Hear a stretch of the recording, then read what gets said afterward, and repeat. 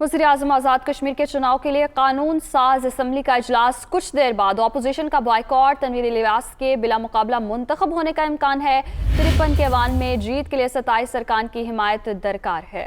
आपको बताएं कि वज़ीर-ए-आज़म आज़ाद कश्मीर के चुनाव के लिए कानून साज असम्बली का इजलास कुछ देर में शुरू होगा। अपोजिशन की जानिब से बायकॉट किया गया है और कोई उम्मीदवार सामने नहीं आया। इसी हवाले से मज़ीद तफसीलात जानते हैं मुजफ्फराबाद से नुमाइंदा दुनिया न्यूज़ तकीउल हसन से। जी तकीउल हसन। जी बिल्कुल, आज़ाद जम्मू कश्मीर कानून साज असम्बली का अहम इजलास आज होने जा रहा है। कुछ देर बाद आज ये अहम इजलास शुरू होने को है।